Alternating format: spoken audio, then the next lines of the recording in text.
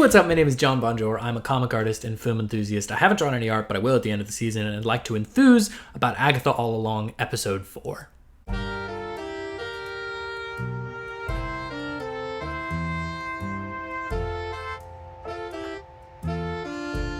So the show continues to do the two things that I was hoping it would do.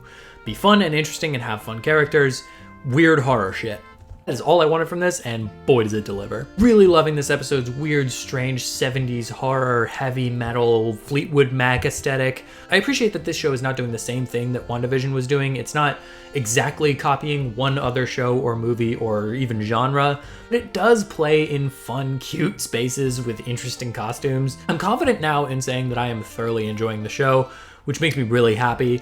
I look forward to every episode after this, and I really want this to be a successful thing. It's fun to see Marvel digging into weird horror and just weird stuff. Marvel did a good job of tackling a normal world with strange things in it, but its universe is a strange world with normal things in it now. Give me Blade, give me more Werewolf by Night, give me a Ghost Rider, baby. All I want is Man-Thing and Ghost Rider to hang out. That's it. Imagine the money that they would not make because no one would watch that. They would get so many of my personal business dollars. Kevin Feige, if you're listening to me, Man-Thing. More of him. I would do so many horrible dark things for a Man-Thing show. But that's not the point of this episode. The point of this episode is, holy shit, that weird cursed demon thing looked rad as hell. That really does make me think and hope that they'll do Mephisto in this show, because now it goes from, oh yeah, that would just be a guy in a suit, to he might just be a big red man in a cape. I would love to unlock my phone. I also appreciate that this episode gave the characters a chance to breathe a little and sit and hang out and talk about battle scars. Really fun conversation, and it shows how badass and interesting each of these characters are individually. A thing that I was a little worried about, especially as we kind of got into the Coven, I didn't know if they would do a good job making me care about anyone aside from Agatha and Teen, and they absolutely did. I'm loving each of these characters. I don't want them to die, even though I think they probably definitely will. On that note, I will issue a slight retraction on a previous theory, a sentiment that I absolutely cannot make regular. It's nice to know that this isn't going to be so formulaic that each episode ends with the death of one of the Coven.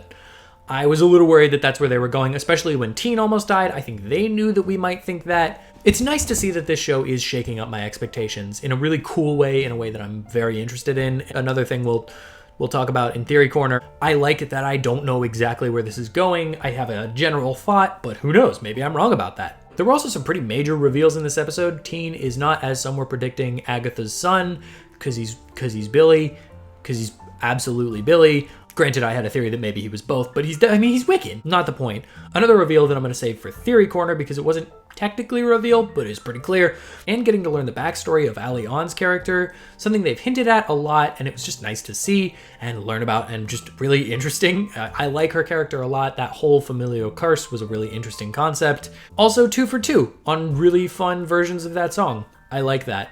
I don't see how they could do more songs, but who knows at this point. Maybe there's a musical episode. I don't know. This kind of was the musical episode, I guess, now that I'm thinking about it.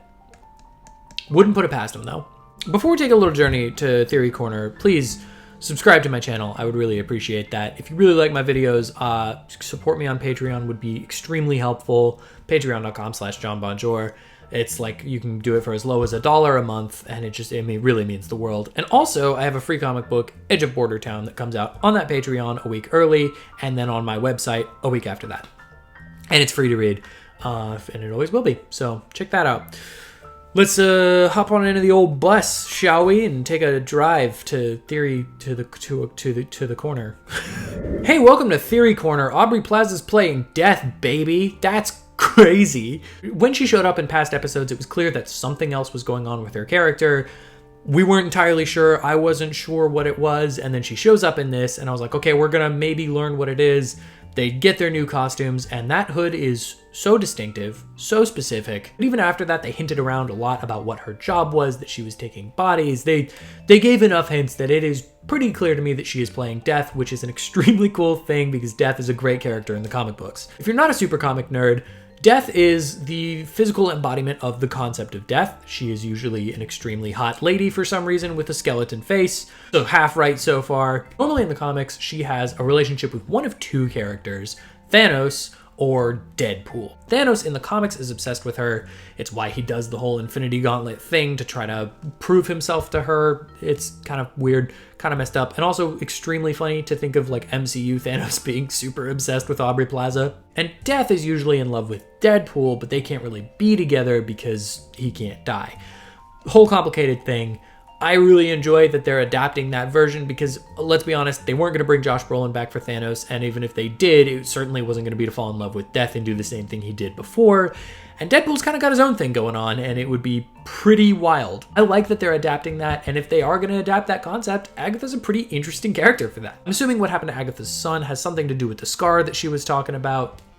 Who knows what that is? My guess is maybe it was Mephisto, and you guys, if it's not Mephisto, I'm gonna feel like a real goob. It would be a pretty funny running gag if the Marvel Cinematic Universe just constantly bullied us with the idea of Mephisto. So that's my thoughts on this episode. There was nothing that I didn't enjoy about it. It was cool to see Catherine Hahn's character develop. My complaint from last time, where it seemed like she cared too much for her character arc, I don't think I was wrong. That's okay. It's okay to be wrong. It's okay to admit that you're wrong about stuff. I think I was wrong about that.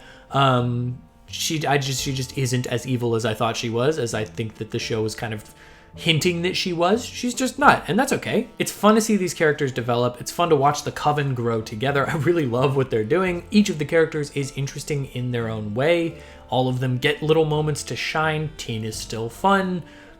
I don't know, man. Like, I'm just excited about the rest of this show. That's pretty much all I have to say. Thank you so much for watching this video and checking out my channel. If you'd like to hear more of my thoughts on movies, comics, TV shows based on comics, comics based on TV shows based on comics, hit the like button, hit the subscribe, and comment down below what you'd like me to review next. Or do none of those things because I am not your dad.